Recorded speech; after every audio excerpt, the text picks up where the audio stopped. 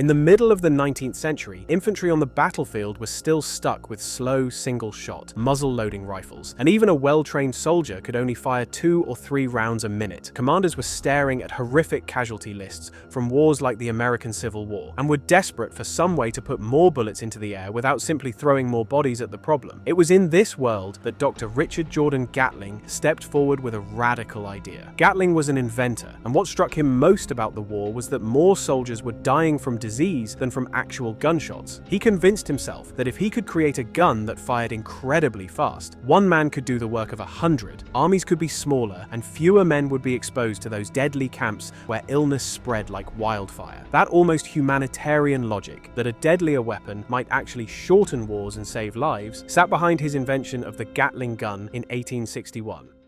Mechanically, the Gatling gun was a very clever piece of engineering. It used a cluster of barrels, at first 6 and later as many as 10, arranged around a central shaft and turned by a hand crank. As the operator cranked the handle, each barrel in turn passed through a full cycle of loading, firing, and ejecting. A gravity-fed magazine, or hopper on top, dropped a cartridge into the breech of a barrel as it came into position. Then a cam-driven mechanism slammed that round home and fired it at around the 4 o'clock position. As the barrel rotated downward, the spent casing was extracted and ejected out the bottom. By spreading the work across multiple barrels and automating the feed with cams, the Gatling gun could fire far faster than any single soldier at the time could even imagine. Early 6-barrel models could put out about 150 rounds per minute, being the biggest bottleneck. But Gatling kept refining the design. By the 1880s, with better all-metal cartridges and a more advanced cam system, some models were firing around 400 rounds per minute. There was even an experimental electric motor drive that Gatling tinkered with, pushing past 1,200 rounds per minute. However, the technology at the time was still too unreliable for that kind of speed, so it remained a curiosity rather than a practical weapon. But remember that number because it's going to matter later.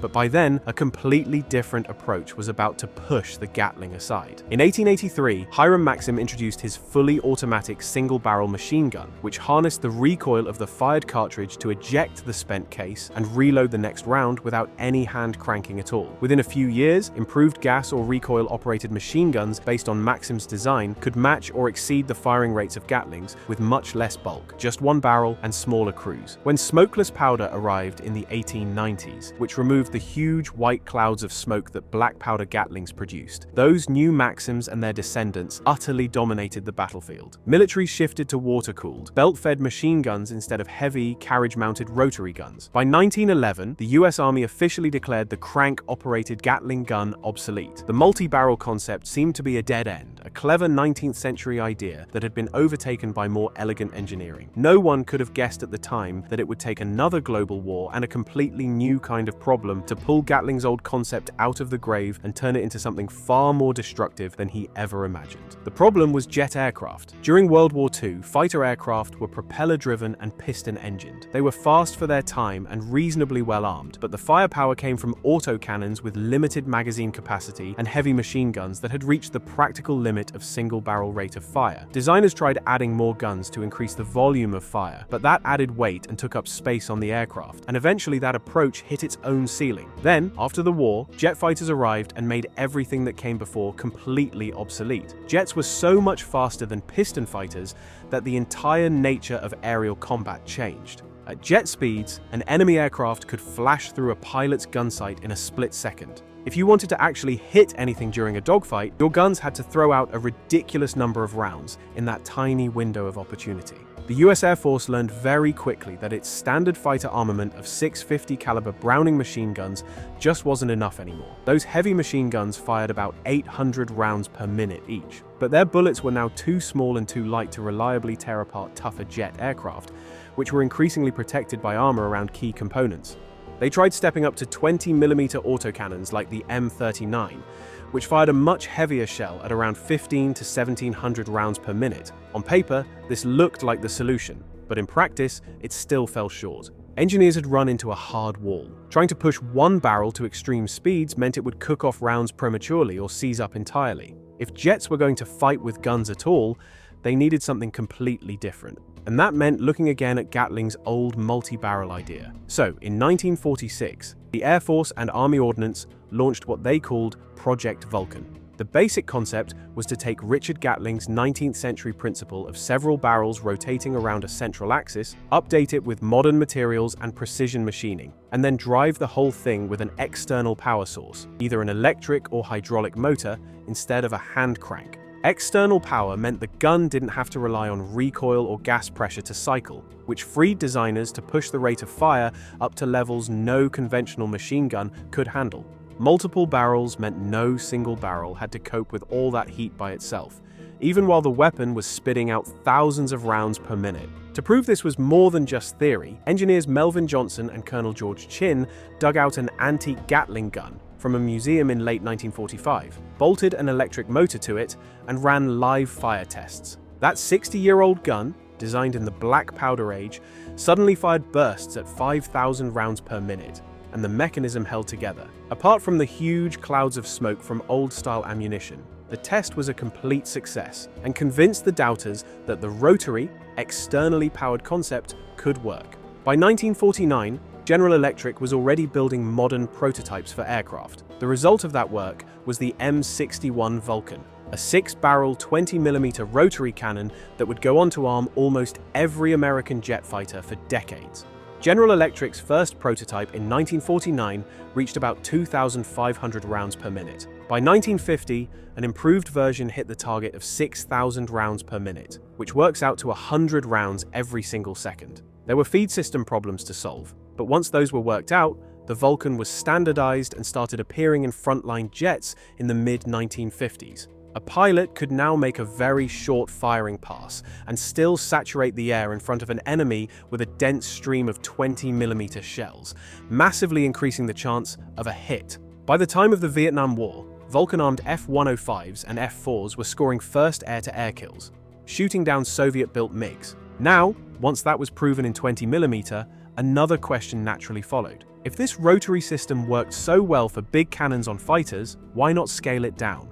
A smaller version would still deliver enormous firepower, but in a form that could fit on platforms where a full-size Vulcan would be too heavy or too violent. That line of thinking led straight to the 7.62 by 51mm minigun, effectively a miniature Vulcan that fired rifle-caliber ammunition instead of cannon shells. By 1962, General Electric had working prototypes of a 7.62mm 6-barrel machine gun that could fire up to around 6,000 rounds per minute, just like its big brother in the jets. The US Army adopted it under the designation M134, and it entered service around 1963 to 64. After roughly half a century in the grave, Gatling's 19th century concept had been resurrected in two very different forms. And now this strange, overpowered rifle-caliber Gatling was about to meet helicopters, jungles, and the Viet Cong. When the US ramped up its involvement in Vietnam in the early 1960s, it introduced a new kind of warfare built around airmobile operations. Helicopters like the UH-1 Huey could quickly transport troops into combat, inserting them directly into landing zones deep in enemy territory. However, early in the conflict, these helicopters were lightly armed or completely unarmed, and that quickly proved disastrous. A typical troop carrying Huey might have just 2 door gunners, each armed with a standard M60 machine gun, firing at a cyclic rate of about 550 rounds per minute. This setup gave some covering fire to troops during landing, but in reality, it wasn't nearly enough. The Viet Cong adapted quickly, worked out American tactics, and set up ambushes at landing zones. Without heavier armament, helicopters were sitting ducks, and this was proven during the Vietnam War more than enough times. The Army and Air Force quickly realized that a high rate of fire weapon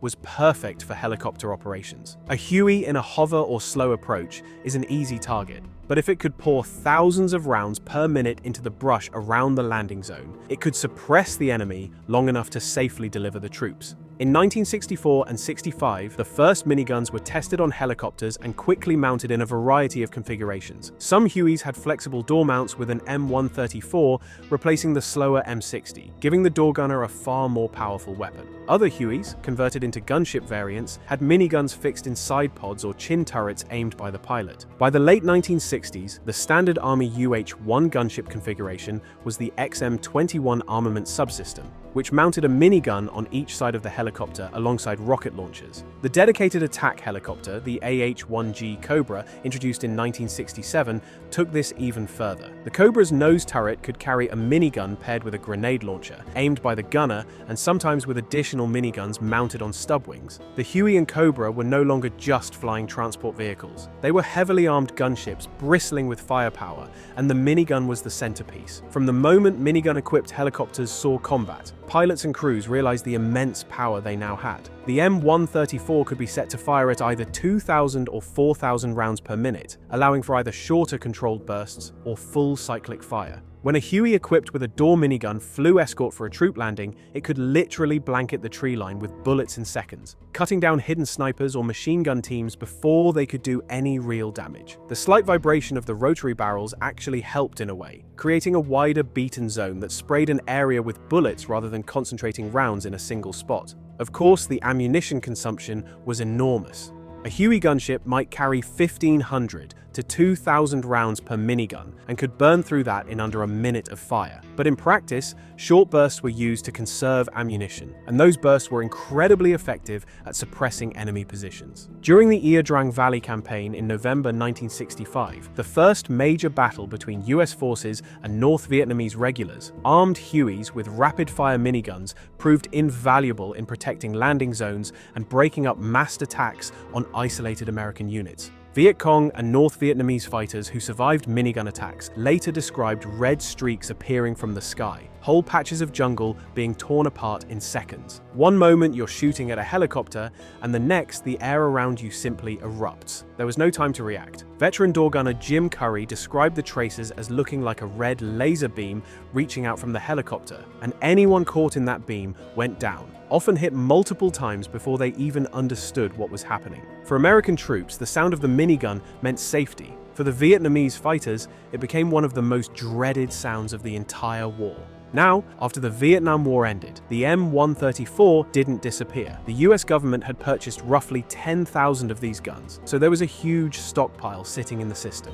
Many were mothballed or scrapped, but a fair number stayed in service as door guns on helicopters. On the larger fixed-wing gunships like the AC-130 Spectre, the minigun actually got phased out quite early. You see, against hardened targets, the 7.62 2mm rounds simply weren't powerful enough. By the early 1970s, new AC-130 versions dropped the miniguns entirely and standardized on 20mm Vulcans, 40mm Bofors, and eventually a 105mm howitzer. Then, around 1990, something interesting happened. A company called Dillon Aero acquired a large batch of surplus miniguns from a foreign user, and when they examined what they had bought, most of the guns were worn to the point of being unreliable. Instead of scrapping them, Dillon began systematically fixing the problems, and that work snowballed into a complete redesign. They re-engineered the feed system, improved the bolt and housing, and by the time they were done, they had essentially rebuilt the gun from the ground up. Word of these upgrades reached the Army's 160th Special Operations Aviation Regiment, and by 1997, they started buying the improved components. A few years later, Dillon was building complete modernized systems from scratch, and in 2003, the Army officially designated it M134D, essentially the second generation of the minigun. They even created titanium variants that cut the weight from 62 pounds down to about 41, while increasing the service life to around 1.5 million rounds. That's far beyond what any conventional machine gun could survive. So, here we are today, and Richard Gatling's 19th century idea, the one that was officially declared obsolete back in 1911, is still going strong.